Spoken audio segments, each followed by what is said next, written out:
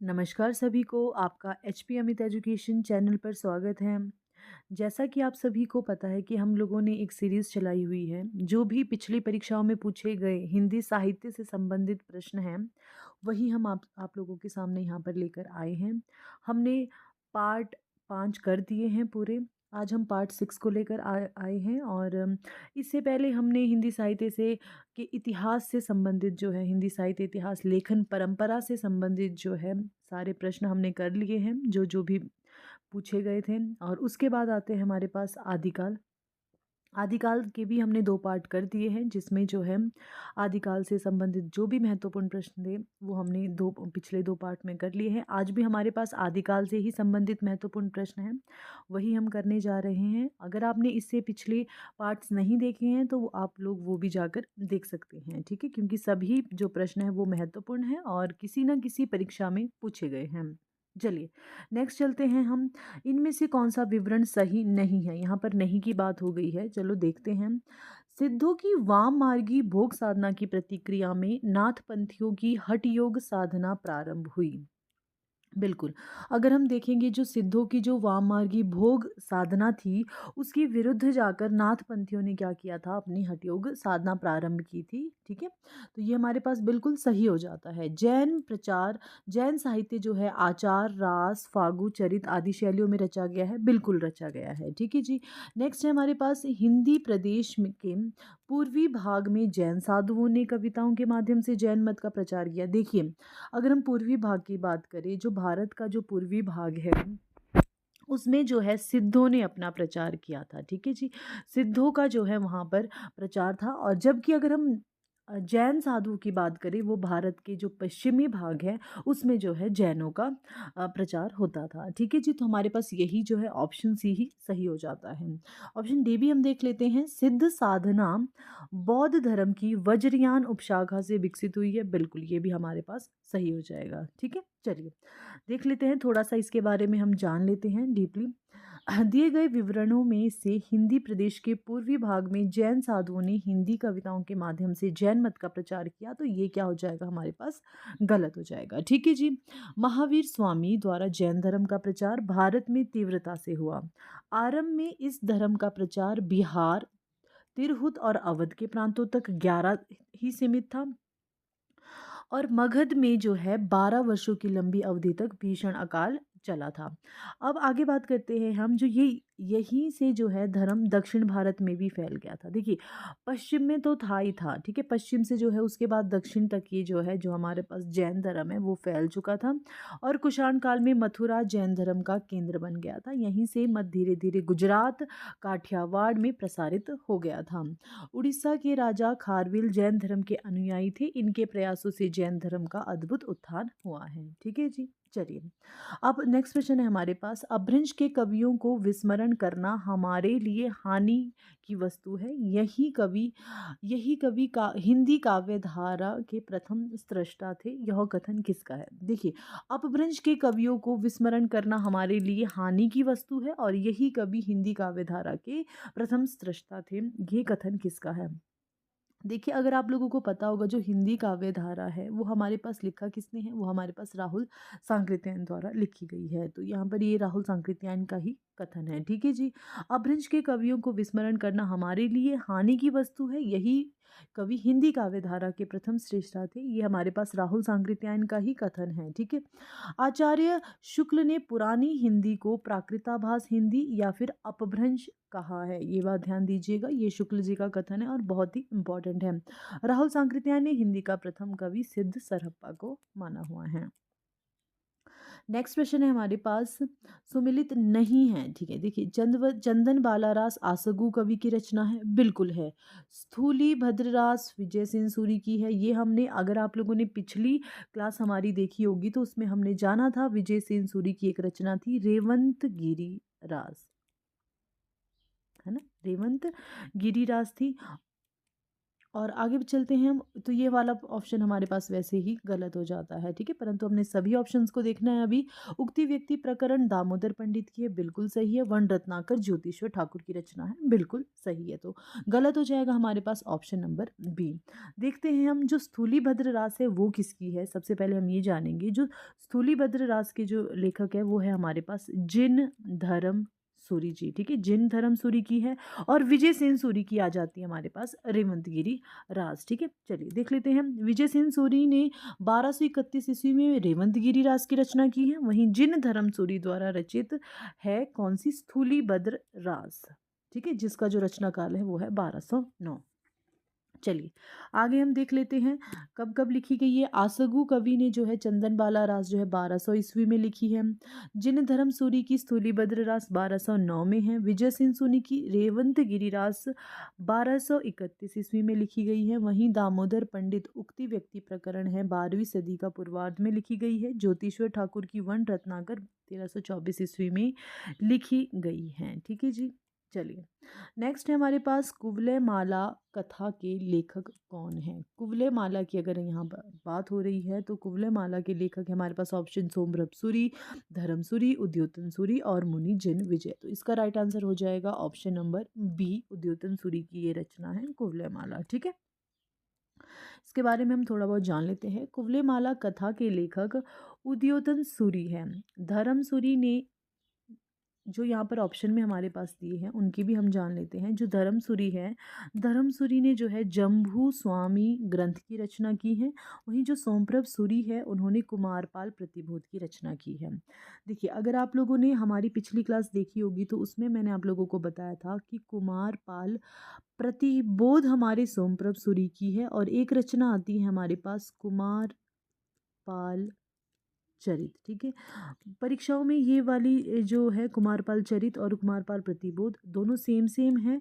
और इसमें क्या है, कंफ्यूजन हो जाता है, तो इसलिए ये देखना है आप लोगों ने, जो कुमारपाल चरित है वो किसकी है, वो है हेमचंद्र जी की रचना, ठीक है, हेमचंद्र जी की रचना।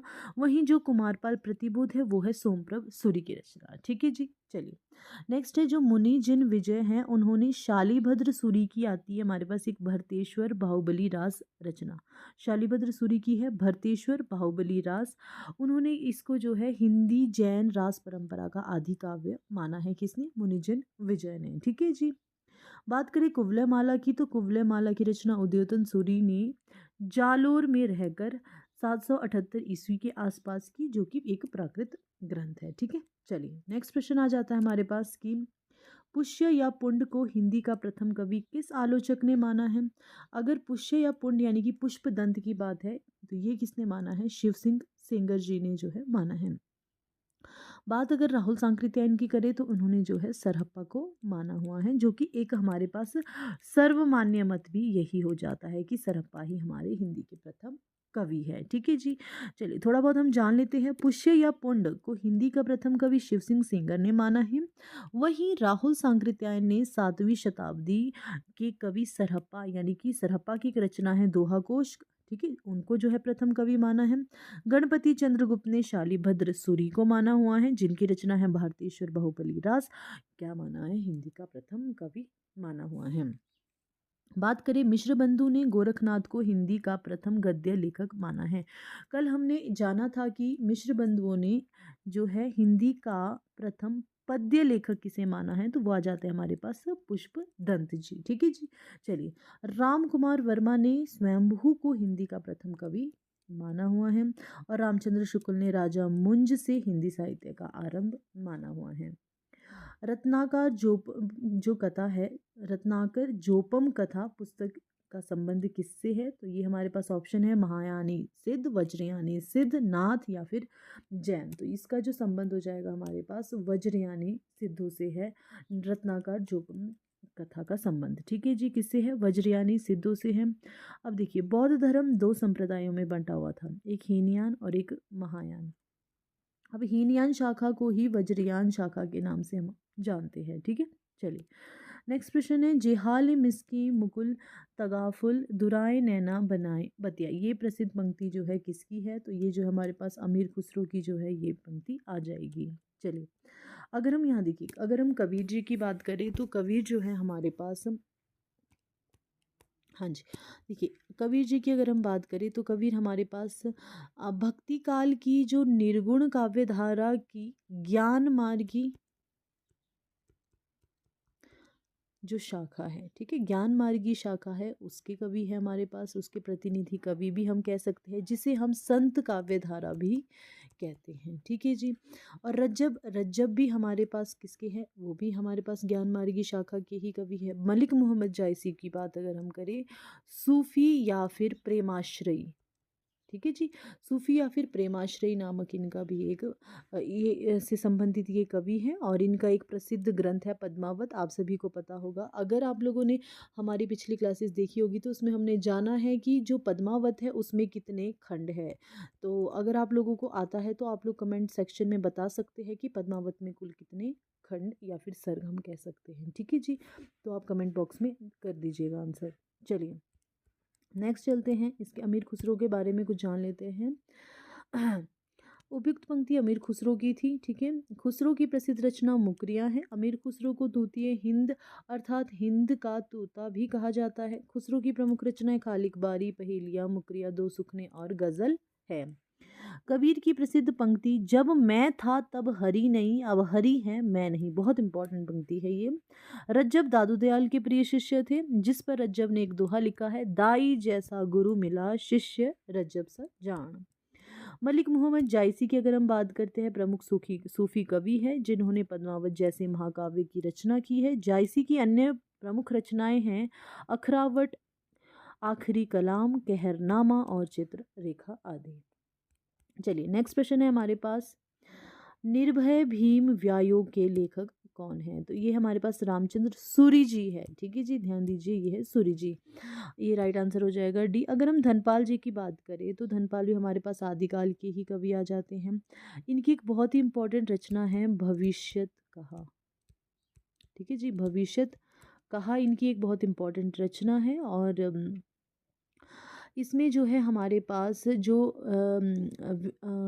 विंटर नृत्य जी है, उन्होंने जो है भविष्यत कहा को एक रोमांटिक कहा कहा है, ठीक है जी। आगे बात करते हैं हम, नेक्स्ट है, निर्भय भीम व्यायोग के लेखक रामचंद्र सूरी जी है, और ये एक रूपक ग्रंथ है जिसमें भीम द्वारा वनवास में वकासुर को मारने की कथा है। वनमाल नाटिका हो गई हमारे पास, मल्लिका, मकरंद प्रकरण, युद्ध विलास नाटक, रघुविलास नाटक, रामचंद्र सूरी के क्या है अन्य रूपक ग्रंथ हैं। और रामचंद्र सूरी जी क्या थे, एक जैन आचार्य थे। इनका जो संवत है वो संवत 1145 से 1230 ईस्वी का है। इन्होंने संस्कृत में 11 नाटक लिखे हैं और इनके गुरु का नाम था हेमचंद्र जी, ठीक है।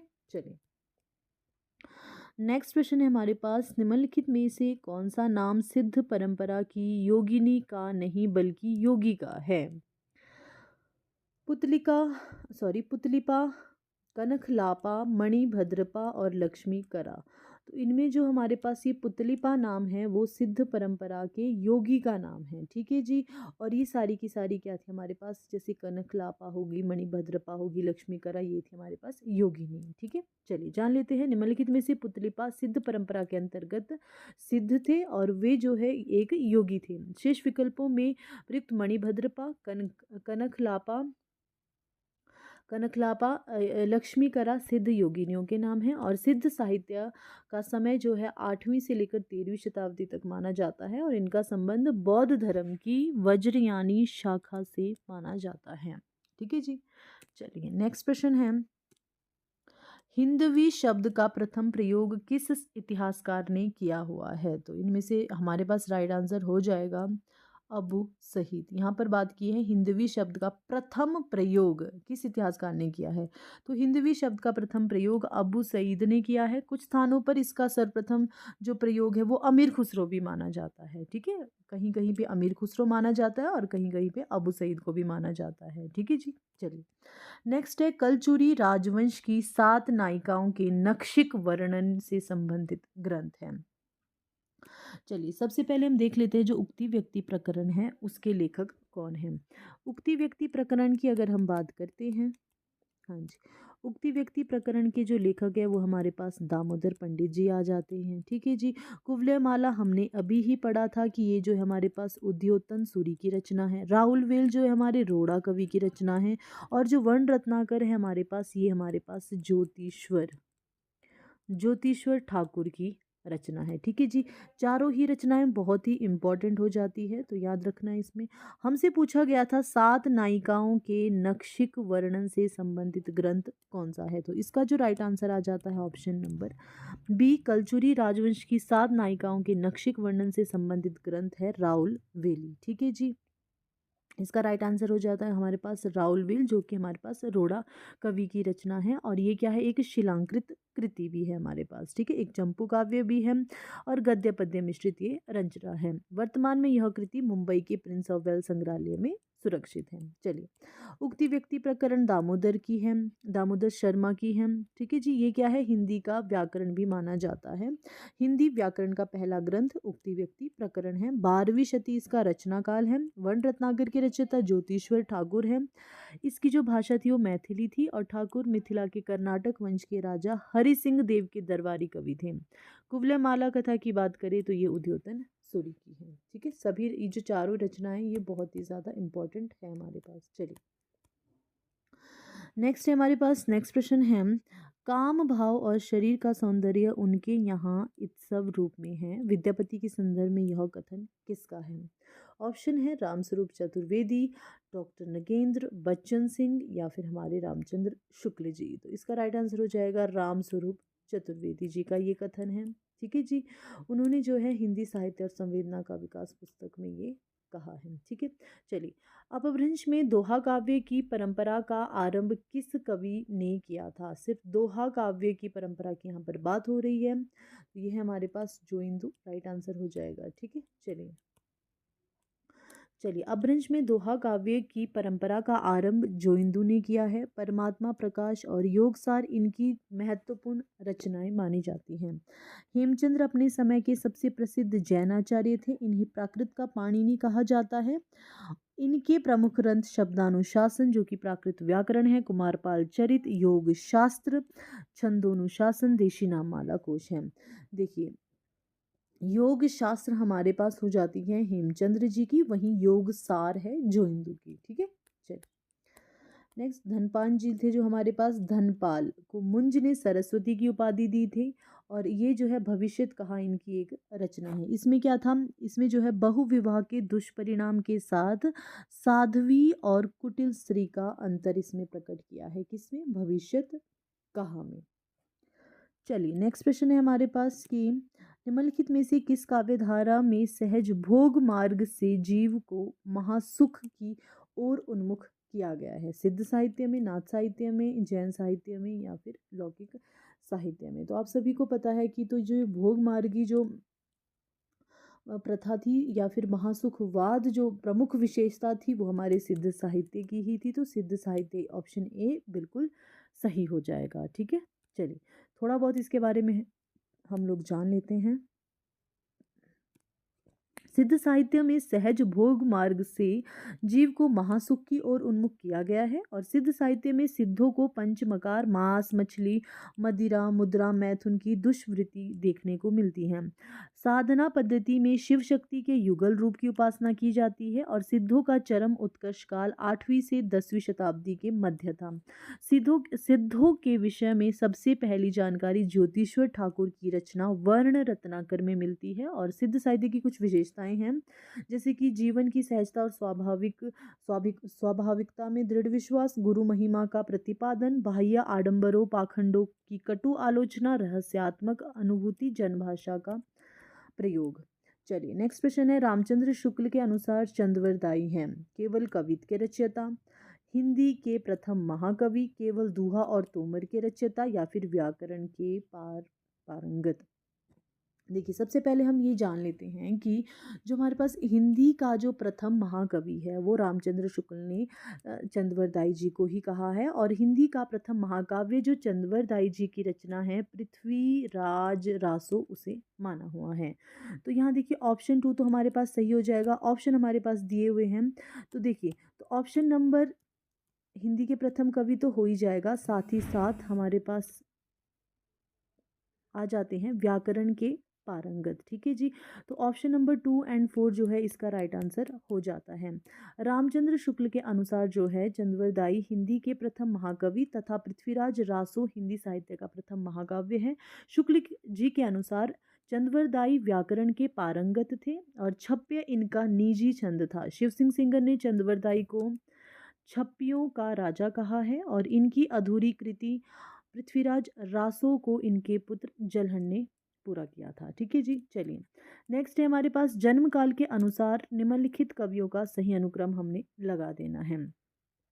लुइपा लुइपा स्वयंभू, हेमचंद्र और पुष्पदंत। तो इसका जो राइट आंसर आ जाएगा, देखिए हमारे पास स्वयंभू आते हैं, 783 ईस्वी में इनका जन्म हुआ है। उसके बाद हमारे पास आ जाते हैं जो हमारे पास है पुष्पदंत। लुई यहाँ पर सॉरी यहाँ पे पुष्पदंत का जो है उसके बाद हमारे पास 972 इसका राइट आंसर आ जाता है। फिर आते हैं हेमचंद्र, ये हमारे पास 1088 ईस्वी में हेमचंद्र जी का जो जन्म हुआ है। उसके बाद है लुइका। लुइपा का जो समय है वो कहीं कहीं पर हमारे पास 773 देखने को मिलता है। तो इसका राइट आंसर जो है आयोग ने क्या दिया था, हमारे पास बी दिया था, यानी कि 2। सबसे पहले हमारे पास स्वयंभू, फिर लुइपा को माना है, फिर हमारे पास पुष्पदंत को, फिर हमारे पास हेमचंद्र जी को माना गया है। ठीक है जी। चलिए नेक्स्ट प्रश्न है, निम्नलिखित में से कौन चंद्रवरदाई जी के रचयिता है। तो यहाँ पर चंदन बाला रास के जो रचयिता आते हैं हमारे पास वो है आसगु कवि। ठीक है। इनकी आसगु की एक और रचना भी है, जीवदया रास भी इनकी एक रचना है। आज का अंतिम प्रश्न है, चंद्रवरदाई ने पृथ्वीराज रासो में निम्नलिखित में से मुख्यतः किस छंद का प्रयोग किया हुआ है। तो कवित का जो है प्रयोग किया हुआ है। तो देखिए चंद्रवरदाई ने पृथ्वीराज रासो में मुख्यतः कवित छंद का प्रयोग किया है। पृथ्वीराज रासो ने में जो है 68 प्रकार के छंद हैं और जिसमें दोहा, कवित, छप्य, तोमर, त्रोटक, गाहा आदि है।